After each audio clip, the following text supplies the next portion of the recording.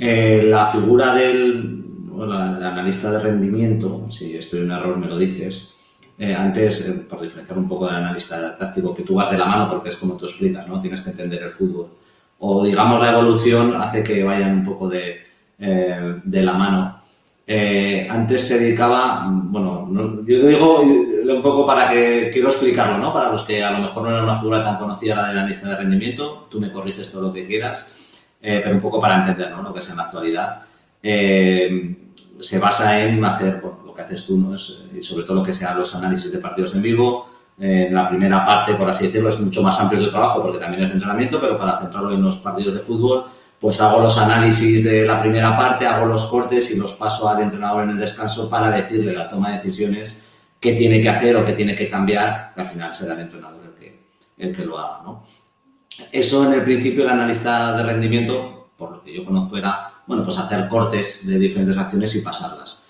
Y el gran cambio ha sido el análisis de datos, que es lo que tú haces y que un poco por lo que te traemos aquí es el análisis de vídeo basado en datos, ¿no? O sacar datos desde el vídeo, ¿no? La evolución, como digo, ha sido bueno, pues todas estas nuevas tecnologías que han ido dando más contenido a la figura del analista de rendimiento. Y ese paso, ¿tú cómo lo haces, el de los datos? Lo que me gustaría es que nos comentaros, ¿no? Cómo sacas toda esa información de datos o cuál ha sido tu evolución en estos años. Pues de una parte que entiendo que habrá sido como así, como lo he dicho, como lo he explicado, ahora que es lo más novedoso y por lo que yo por lo menos te conocí en redes, que era el análisis de datos a partir del vídeo. Tal cual. Sí, nosotros los analistas hace 5 o 6 años sufrimos. Se modificó un viejo y antiguo paradigma que en primera medida se nos confundían con un simple editor o filmador de partidos. Era el que hacía los cortes y muchas gracias. La función del analista táctico se empezó a implementar más, donde el analista empezaba a tener cierta responsabilidad en la toma de decisiones, lo que comenté un poco anteriormente. Y ahora, en este último tiempo, con todo el tema de números, big data, estadísticas, se empezó a implementar todo lo que es análisis de rendimiento. Lo que yo hago es analizar el rendimiento desde el análisis táctico. ¿Por qué? Porque nosotros teníamos diferentes plataformas de datos que nos proveían eh, información de equipos o de jugadores en cuanto a acciones, pero no tenía la posibilidad de poder verlo en el partido o contextualizarlo. Y voy a mostrar con un ejemplo porque es la forma más sencilla de poder hacerme entender. Si un jugador me ganaba 18 duelos en ataque, yo tengo que tener la posibilidad de ver los 18 duelos en ataque. ¿Para qué? Para yo poder contextualizarlo. Entonces yo sé contra qué rival ganó los 18 duelos, en qué condición, en qué sector del campo, en qué condición del resultado, si lo hizo de local, si lo hizo de visitante, si fue en los primeros 15 minutos, si fue en los últimos 15 minutos, que son todos detalles que llevan a hacer los 18 duelos ofensivos ganados o perdidos. Porque no podemos olvidarnos de que el dato necesita contextualizarse de lo que sucede en el campo. Y para saber lo que sucede en el campo, nosotros necesitamos verlo. Entonces, si el dato queda solamente en una tabla de Excel o en un Power BI, no tiene relevancia. Entonces, lo que yo intenté hacer es una combinación del análisis táctico con el análisis de rendimiento. ¿Qué es lo que hago? Mediante las botoneras de análisis con Axport, esta, establecí métricas a nivel individual o a nivel colectivo, siempre en relación a lo que necesita ver el director técnico de los jugadores o de su equipo, y los mismos códigos, las mismas categorías de Naxport, las establezco en una tabla dinámica de Excel. Entonces, a mí lo que me permite ver simplemente la tabla de Excel es ver, bueno, en la transición ofensiva, el equipo conservó o contraatacó. Listo. 8 veces conservó, 16 veces contraatacó. Si yo voy con esa tabla de Excel al director técnico, va a decir, pero estos son números, esto es una tabla de Excel, y no todo es ciencia, y tiene razón. Entonces, lo que a mí me permite esa tabla de Excel es trabajar con Power BI. Que lo que me va a hacer Power BI es ilustrar y poder ejemplificar de una mejor manera los datos que yo tengo en Excel. El dato de Excel yo lo sé interpretar, yo lo puedo interpretar. Quizás las otras áreas del cuerpo técnico no tienen la obligación de saber interpretar una tabla de Excel y necesitan de Power BI. Power BI lo que te permite es identificar de diferentes colores, de diferentes porcentajes, con gráfico de torta, gráfico de barras, eh, todos los datos que yo extraje de la primera botonera. Entonces, si yo al director técnico le puse que el equipo conservó 8 veces y contraatacó 16, y él necesita ver las 8 y las 16 veces, yo a través de Naxport tengo la posibilidad de mostrarle el video. Y lo mismo sucede para todos los trabajos del analista. Es decir, bueno, el defensor lateral de nuestro equipo, Diego, yo necesito que después del partido me analices los desdobles, los desmarques de ruptura, si usó tercer hombre, los cambios de orientación, el pase entre líneas, bueno, todo eso se etiqueta a través de Naxport. Lo paso a una tabla de Excel, me genera una base de datos y lo paso a Power BI. Entonces en Power BI, en el transcurso de cierta cantidad de partidos, porque nosotros para poder afirmar un patrón o poder comparar determinados jugadores necesitamos una correlatividad de partidos. Yo no puedo afirmar mediante un solo partido si un jugador hizo bien o hizo mal algo. Entonces, a la acumulación de diferentes partidos bajo las exigencias que demanda la posición, yo puedo empezar a engrosar determinados patrones en el jugador. Y lo tengo desde el Power BI y Excel como dato y desde Naxport como la visualización. Entonces, comparamos los tres puestos, los tres jugadores que tenemos de lateral. Bueno, este hizo bien esto, este hizo bien esto y este hizo bien estas acciones. Bueno, vamos al video para ver cómo lo hizo bien, mediante qué rival lo hizo bien, en qué condición lo hizo bien, y poder tener esa relación que considero obligatoria entre el video y el dato. Antes simplemente quedaba en el video, en lo que quizás llevaba una tendencia a hacer el equipo y otra tendencia, pero sin demasiado análisis o quedaba simplemente en eso. Hoy yo tengo una base de datos anual que a mí me permite sacar un patrón después de 36 fechas. Y cuanto más fechas yo tenga en mi base de datos, mayor va a ser el patrón que puede identificar de determinados equipos.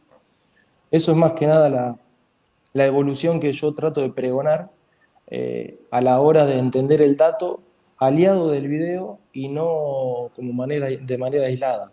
El video no es más que el dato, ni el dato es más que el video, pero complementándose entre sí, llevan a reducir el margen de error, no a acertar lo que puede llegar a pasar. Eso es determinante entenderlo, que yo pueda interpretar de manera profunda y detallada lo que pasa en el juego, no va a garantizar que el partido consecuente lo ganemos, pero sí bajar el margen de error por la previsibilidad de lo que venimos estudiando. Haces análisis del partido que nos has estado contando, lo que sería el análisis en vivo. Haces cortes de la primera parte y, bueno, lo has hecho, bueno, entiendo que ahora lo vas a volver a hacer y en el descanso le entregas al entrenador o al cuerpo técnico, ¿no?, los cortes necesarios. Por un lado tienes ese trabajo y semanalmente harás cortes, pues, de entrenamientos y de equipo rival. ¿Cómo es trabajar? Porque entiendo, no lo he vivido yo, pero entiendo que esos 45 minutos son de una concentración tremenda. Ahora si te vas a comunicar con, bueno, pues si es en el momento incluso instantáneo con el cuerpo técnico, pues más, ¿no? Pero si solo nos dedicamos a esos 45 minutos y bajar el informe al entrenador, es de una concentración, y si quieres decirlo así, o por lo menos te lo digo yo, de un estrés muy diferente a lo largo de la semana. Y también para un profesional tener que trabajar bien durante toda una semana a un ritmo y durante 45 minutos a un ritmo, bueno, frenético, sobre todo de concentración, de hacer los cortes, ¿cómo se afronta? Difícil si no lo llevas a la práctica microciclo a microciclo. Ni te cuento de visitante, que no tenía la posibilidad de llegar al chico que me filmaba, entonces tenía diferentes tareas. Primero tenía que filmar el partido para asegurarme que la grabación se pudiera ver de una manera excelente después de la semana. Después tenía que interpretar lo que estaba pasando en el juego, conociendo al rival, a ver si lo que habíamos planteado se estaba llevando a cabo o no. Tengo que enviar las imágenes al banco y además en el cuerpo técnico de Luciano Taylor tenía una comunicación con un handy con él mismo. Entonces eran diferentes tareas que las tenía que tratar de llevar lo mejor posible a ese momento. Eran los 45 minutos más estresantes y duros de la semana. De hecho, cuando terminé el partido y me bañaba y comía algo, el cansancio que me bajaba a nivel mental era impresionante. Pero bueno, es una función apasionante, que no hay margen de error porque en el vivo si vos marcás algo que no estás seguro o que le vas a generar dudas al banco, no tiene sentido. Por eso hay que estar muy seguro de lo que se dice, tanto desde lo verbal como desde lo visual. Saber qué enviar, qué no, qué decir, qué no, en qué momento, si es lo adecuado, entender si el equipo va ganando, si va perdiendo, si el técnico necesita que yo le dé esa información. Es muy fino el margen de error en el vivo, porque no tenés posibilidades de retroceder. A diferencia de analizar un rival o hacer el análisis propio en la semana, vos el video lo podés pausar, lo podés retroceder, podés preguntarle a un colega qué opina. En el vivo no. Entonces, la seguridad para poder afirmar las cosas durante el partido es determinante.